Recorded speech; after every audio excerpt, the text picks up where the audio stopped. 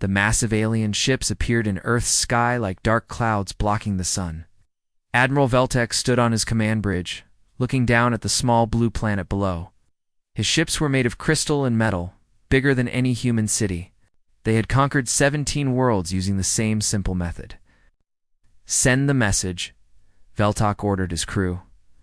Across Earth, every radio, television, and phone received the same words in every human language: submit, serve, survive.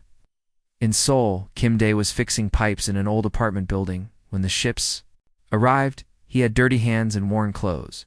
Just another working man trying to feed his family. His daughter Sujin was only 8 years old. She pressed her face against the window, watching the alien ships hover above their city. "Appa, what do they want?" she whispered. Dae wiped his hands on his shirt and knelt beside her. The alien message played again on their small radio. Submit. Serve. Survive. He looked at his daughter's frightened face, then at the ships outside. "They want us to bow down," he said quietly. "Will we do it?" Dae was quiet for a long moment. He thought about his father, who had worked in the same building for 30 years. He thought about his wife, who cleaned offices every night to pay for Sujin's school. He thought about all the small, brave things people did every day. "No," he said. "We tell them no." Sujin looked confused. "But they have big ships." "Yes, they do, but we have something they don't understand." "What?" "We choose for ourselves." The same conversation happened across Korea. In Busan, factory worker Park Min-ho read the alien message and laughed. "Serve who?" he asked his co-workers. "I already work 2 jobs, not adding a third." In Daegu, teacher Lee Yana stood in her empty classroom. Her students had been sent home when the ships arrived. She picked up her chalk and wrote on the blackboard, "They can take our lives, but not our dignity." She didn't know why she wrote it. It just felt right. In Gwangju, nurse Kim So-young continued checking on patients in the hospital. Other staff members watched the news, talking about surrender. "Maybe we should listen," one doctor said. "They promise safety." So-young looked at the old man in bed 3 who smiled at her every morning. She looked at the young mother in bed 7 who was having her first baby. "Fear is not stronger than love," she told the doctor. "I'm staying." The aliens gave Earth 3 days to decide. They expected governments to negotiate. They expected military leaders to calculate odds. They expected the smart choice. Instead, they got Kim Dae. His simple no spread like fire through social media. Someone filmed him talking to his daughter and posted it online. Within hours, millions of people shared the video. The words were translated into dozens of languages. "We choose for ourselves." In Tokyo, a businessman loosened his tie and said, "We choose for ourselves." In London, a grandmother feeding pigeons said, "We choose for ourselves." In New York, a taxi driver stuck in traffic said, "We choose for ourselves." The aliens had conquered 17 worlds, each time they offered the same deal: surrender now and live as slaves, or fight and die. Every species had chosen to live. Humans chose differently. When the 3 days ended, Veltok waited for the surrender message. Instead, he received reports from his ground scouts. Humans were not gathering in surrender points. They were not laying down weapons. They were doing something the scouts had never seen before. They were helping each other in Seoul. Kim Dae and his neighbors organized food distribution. Minho in Busan taught others how to fix broken equipment. Yana in Daegu turned her school into a shelter. So-young in Gwangju trained civilians in first aid. "This makes no sense," Veltok told his officers. "They have no chance of victory. Should we begin the attacks?" In 17 previous conquests, the aliens had needed only to destroy one major city. The survivors would surrender immediately. It was logical. It was smart. "Begin surgical strikes on major population centers," he ordered. The first attack hit Seoul at dawn. Plasma beams destroyed 3 city blocks in seconds. The aliens expected panic and surrender broadcasts. Instead, they watched thousands of humans run toward the destruction. Not away from it, toward it. Emergency workers, ordinary citizens, even children formed human chains to pull survivors from the rubble. They worked under the alien guns, knowing they might be next. Veltok stared at his screens in confusion. They ... Are they rescuing strangers? Yes, Admiral. They appear to be risking their lives for individuals they do not know. This had never happened before. In 17 worlds, the first attack always broke the spirit of the defenders. Fear made them smart. Fear made them surrender. Humans seemed to get braver when they were afraid. 6 months after the alien ships first appeared, the war had changed everything. Lieutenant Commander Zethkar crawled through the broken concrete and twisted metal that used to be. Dongdamon station in Seoul, his forearms gripped his plasma rifle as he watched the tunnels below. The humans were down there, always down there, Zethkar. Had fought in many wars across 17 different planets. He understood how invasions worked. First, you destroyed the military. Then you eliminated the leaders. Finally, the people surrendered because they had no choice. But humans didn't follow the rules. The commander whispered his aide Valinix, pointing with one of his 6 tentacles. Movement in Tunnel 7. Zethkar looked through his scope. 3. Humans were dragging an injured person through the subway tunnel. They moved slowly, carefully, stopping to rest every few meters. The injured human was bleeding badly. Take the shot, Zethkar ordered. Valinix fired. The plasma bolt lit up the tunnel like lightning. When the light faded, one of the humans was dead. The other 2 grabbed their wounded friend and kept moving. They don't run, Valinix said, confused. Why don't they run? Zethkar had been asking himself the same question for months. On other worlds, civilians fled when soldiers died. They hid. They surrendered. They acted smart. These humans acted stupid. Dangerously stupid. Port Zethkar spoke into his communicator. Park Jin is dead, sir, came the reply from Captain Cathvel. It took 3 full companies, but we got him. Zethkar felt relief for the first time in weeks. Park Jin had been a subway maintenance worker before the invasion, just a man who fixed broken trains and cleaned tunnels. But somehow, he had turned the entire underground rail system into a supply network for human fighters. Food, weapons, medicine, information, everything moved through Park Jin's tunnels. He knew every pipe, every wire, every hidden passage under. The city, killing him, had cost Zethkar 97 soldiers. Good, Zethkar said. Now we can, sir, Captain Kethvel interrupted. We have a problem. What problem? 2 more humans have taken over Park Jin's network. It's a female called Hygiene and a male named Teho. They're already moving supplies again. Zethkar's mandibles clicked in frustration, a sound like breaking. Bones. Who are they? Military specialists? Engineers? No, sir. Hygiene worked at a coffee shop. Teho drove a taxi. This made no sense. On other worlds, when you killed the leaders, the resistance collapsed. People went home. They protected their families. They chose to live. Here, when you killed one leader, 2 more appeared. Always volunteers. Always ordinary people who decided to become extraordinary. Above ground, the city looked like a war zone. Buildings were broken. Streets were full of holes from plasma blasts. But humans still lived there. They still fought there. Li Xiang used to count money in an office building. Numbers were his life, profit, loss, balance sheets.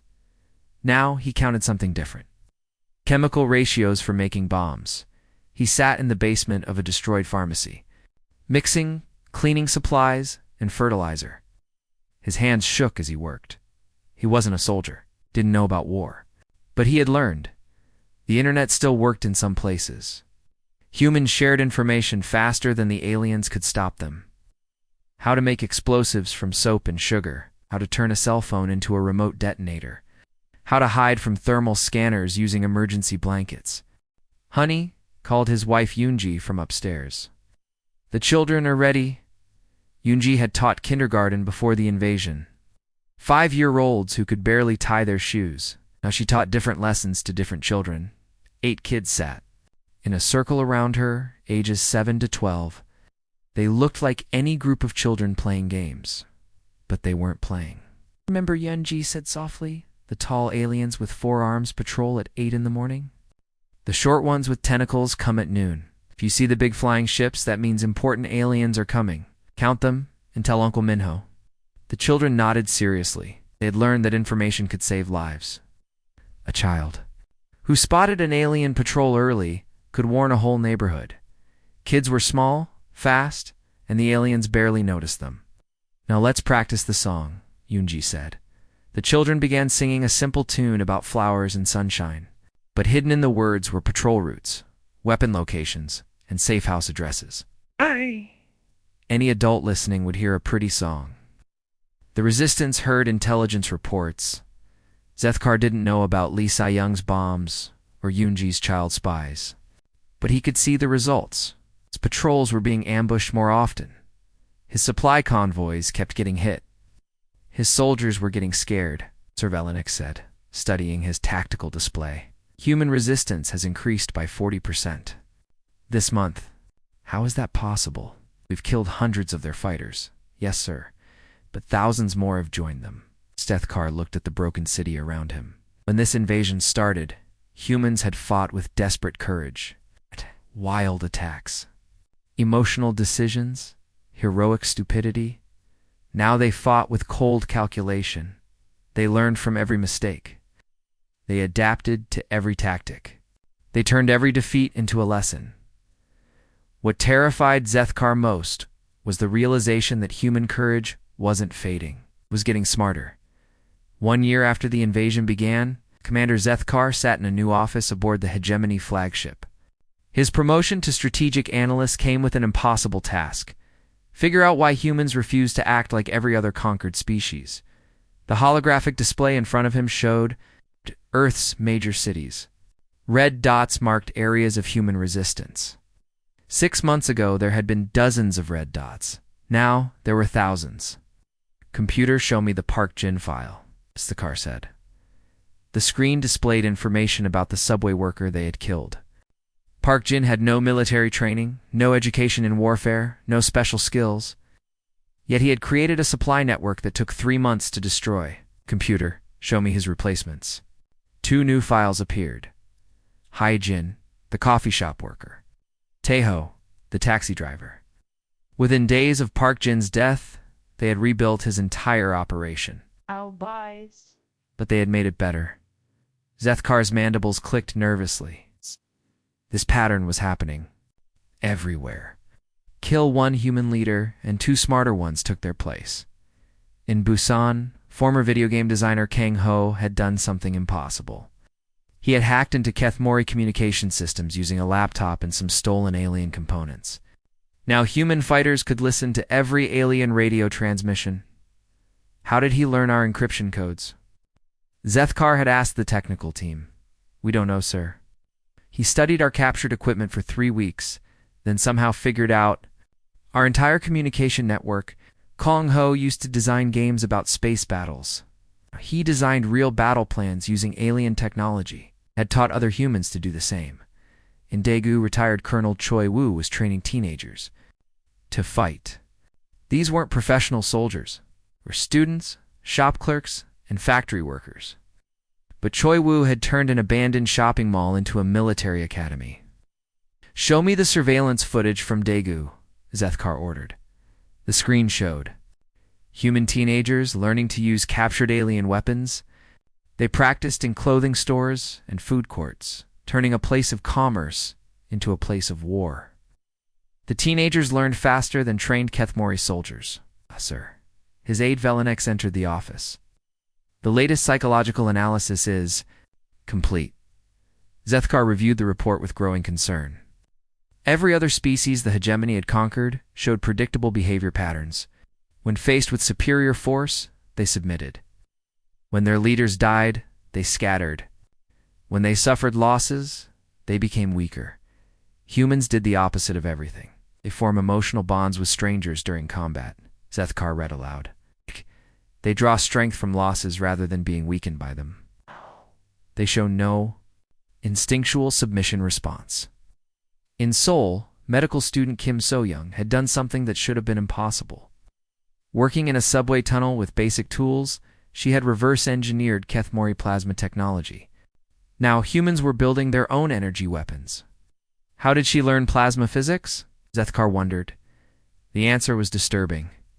Soyoung had watched Kethmori weapons destroy her hospital. Instead of running or hiding, she had collected the fragments. Instead of fearing the technology, she had studied it. Instead of giving up, she had learned to use it. This was happening across the planet. Humans were taking alien technology and making it better. They shared information through hidden networks. They taught each other skills in secret schools. They turned every defeat into a learning experience. Sir Velenik said quietly, "We're receiving reports from other worlds." Zethkar felt cold fear in his multiple hearts. What kind of reports? The client species are asking questions. The Veltar want to know why the Earth conquest is taking so long. The Murdai are wondering if the hegemony is still strong. This was the nightmare scenario. For 200 years, the hegemony had maintained control through fear. Quick conquests demonstrated their power. Other species stayed in line because they believed resistance was hopeless. But Earth was not being conquered quickly. Earth was fighting back and getting stronger. Computer, show me the communication intercepts from Veltar Prime. The screen displayed translated messages between Veltar rebels. They were sharing human radio broadcasts. Videos of human resistance fighters. Stories of ordinary people becoming heroes. Listen to this. One Veltar message read, "The humans say, freedom is not given, it is taken. They say every person has the right to choose their own path. On 17 worlds, species that had been slaves for generations were hearing a new idea. Maybe submission wasn't smart. Maybe resistance was possible. Maybe the hegemony could be defeated. In the Murdai ocean cities, rebels were organizing. In the Jektari mining colonies, workers were refusing orders. On every hegemony world, the same question was being whispered. If humans can fight, why can't we?" Zethkar stared at his reports in growing horror. The efficient conquest of Earth was supposed to intimidate other species. Instead, human resistance was inspiring the first rebellions the hegemony had faced in 2 centuries, Velenik said. Urgently priority message from the Hegemony Council. The hologram of Archon Supreme Velthos appeared, his ancient features twisted with anger. "Commander Zethkar, your reports indicate the Earth situation is deteriorating." "Yes, Archon. The humans continue to resist, despite overwhelming casualties. Then we will make an example of them. Prepare for total planetary bombardment. With respect, destroying Earth may not solve our problem. The other species are already in rebellion. If we commit genocide, it may make things worse." Velthos was quiet for a long moment. Finally, he spoke with deadly calm. "Commander, you will prepare detailed plans for human extermination. We cannot allow this defiance to spread further." The transmission ended. Zethkar sat alone in his office, looking at Earth through the viewport. Down there, humans were still fighting, still learning, still refusing to surrender. He began to wonder if the hegemony had made a mistake that could not be fixed. 2 years had passed since the alien ships first appeared over Earth. Now, aboard the massive flagship Eternal Dominion, the Hegemony Council faced their worst nightmare. Arshun Supreme Velthos stood before a holographic map, showing 18 different worlds. Each world glowed red, indicating active rebellion. For 200 years, the map had been peaceful blue. Now it looked like a fire spreading across the galaxy. Port Velthos commanded, his ancient voice echoing in the council chamber. "War leader." Kethdar stepped forward, his 4 arms trembling slightly. "The Veltar have destroyed 70% of our mining operations on their homeworld. Production has almost stopped." Velthos felt his multiple hearts skip a beat. The Veltar had been perfect slaves for 50 years. They were strong, obedient, and never complained. What had changed? "They're using human tactics," Kethdar continued. Small groups hitting multiple targets. They disappear into their underground cities before we can respond. They've learned to make explosives from mining, chemicals, and the others. The Murdai are worse, sir. They've been sinking our transport ships in their ocean worlds. We've lost 30 vessels in the past month." Velthos stared at the tactical display in disbelief. The Murdi were fish-like creatures who had never shown any interest in violence.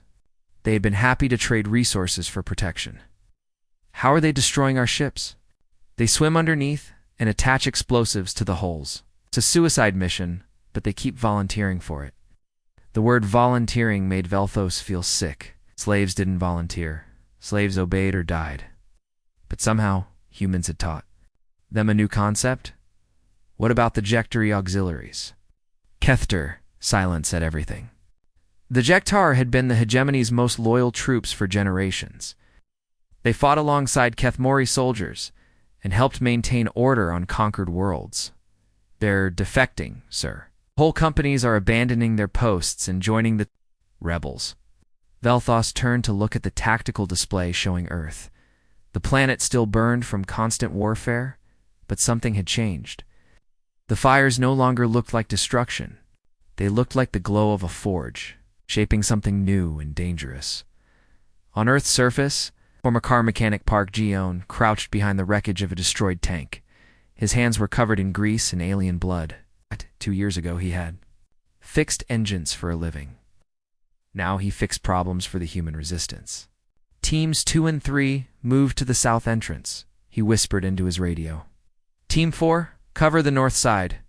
Behind him, 20 human fighters prepared to attack a Kethmori supply depot. But they weren't alone. 5 Jekdari soldiers had defected from the alien army and joined the raid. Why do you help us? Park Jun had asked them. Because you showed us something we had forgotten, replied Jektar Captain Velkix. You showed us that we can choose.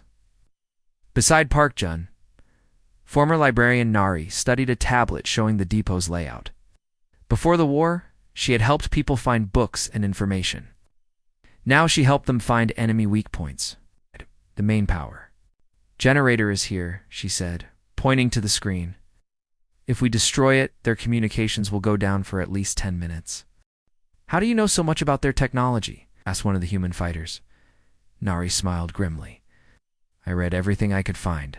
Technical manuals, captured documents, intercepted transmissions. Knowledge is a weapon too. The attack began. At midnight, human fighters and alien defectors worked together, moving through the depot like shadows. They had learned to fight as one unit, using everyone's strengths. 3 kilometers away, Commander Zethkar watched the battle through his command scope. His orders were clear: capture the human raiders and execute them publicly. Make an example. That would discourage others. But as he watched Park Jun and his mixed team of humans and aliens work together, Zethkar felt something he had never experienced before: doubt. Sir, his aide Valinix reported, we have 20 human prisoners ready for execution. Zethkar looked at the prisoners. They were ordinary people, a teacher, a shop worker, a teenager who couldn't be more than 16. But they stood straight and looked him in the eye without fear. Proceed with the execution, Zethkar ordered. As his soldiers prepared their weapons, Zethkar heard one of the human prisoners speaking quietly to the others. Remember, we chose this. We chose to fight for something bigger than ourselves. The words hit Zethkar like a physical blow. In all his years of conquest, he had never heard a slave speak about choice. Slaves obeyed or died. There was no third option, but humans had created a third option. They had chosen to fight for an idea that was stronger than fear. Zethkar made his own choice in that moment. Instead of giving the execution order, he activated his personal communicator and switched to the resistance frequency. His hands shook as he transmitted the hegemony's tactical codes, information that could save thousands of human lives. This is Commander Zethkar of the Kethmori 4th Legion, he said quietly. You fight for something we had forgotten existed. Them take it from you. Across the galaxy, on 18 different worlds, former slaves were learning the same lesson. Freedom wasn't something given by masters. It was something taken by people brave enough to choose. The fire was spreading, and the hegemony was burning. 3. Years after the first alien ships appeared in Earth's sky, something unprecedented happened. Archon Supreme Velthos, ruler of the Kethmori hegemony, stepped onto Earth's surface for the first time. His massive form moved carefully through the rubble of what had once been Hongdae District in Seoul. Broken concrete crunched under his feet. The air smelled of smoke and destruction. Yet somehow, life continued here. Children played in the ruins. Their laughter echoed off damaged walls covered in colorful drawings of spaceships, superheroes, and impossible dreams. Despite 3 years of war, despite losing everything, they still smiled. Vel'Thos had come to Earth to end this madness personally. 18 worlds were in rebellion because of human influence. His empire was crumbling. It was time to make the final offer, in a bombed-out coffee shop. He found the person he had come to see, Kim Yujin, sat at a broken table, sorting through papers. Before the war, she had owned this coffee shop. She had served drinks to university, students, and office workers. She had lived a simple, quiet life. Now, she was the unofficial voice of human resistance. Not because she was elected or appointed, but because people listened when she spoke. She had become a leader simply by refusing to stop caring about others. "You are Yujin Vel'Thos," said in heavily accented Korean. She looked up at the towering alien commander. He was 3 times her size, with 4 arms and skin like polished stone. He could crush her without effort. But Yujin had stopped being afraid of death a long time ago. "Yes," she said simply. "Would you like some coffee? I still have a little left." The question surprised Vel'Thos. No conquered leader had ever offered him refreshment. He usually begged for mercy or shouted threats. Aujin did neither. "I have come to discuss terms," he said. "What terms?" "Surrender now, and we will allow your species to survive as workers. Continue fighting, and we will destroy every human on this planet." Yujin poured coffee into 2 cracked cups. The liquid was weak and bitter, but it was hot. She offered 1 cup to Vel'Thos. "You've been trying to destroy us for 3 years," she said. "Why haven't you succeeded?" Vel'Thos ignored the coffee. "We have been merciful. I hoped you would come to your senses merciful." Yujin laughed, but there was no humor in it. "You killed millions of us, and you killed thousands of us. More importantly, you corrupted our client species. 18 worlds are now in rebellion because of your influence." Yujin sipped her coffee and looked at the children playing outside. One little girl was drawing a picture of Earth surrounded by stars. In her drawing, the stars looked friendly, like flowers in a garden. "We didn't corrupt anyone," Yujin said quietly. "We just reminded them of something they had forgotten." "What?" "That they could choose." Vel'Thos felt anger rising in his chest. Choice is chaos. Choice leads to war and suffering. We brought order to the galaxy. You brought slavery. You brought peace. Yujin set down her cup and looked directly at the alien ruler. "Tell me, Archon, when you conquered the Veltar, did you ask them what they wanted? They wanted to survive?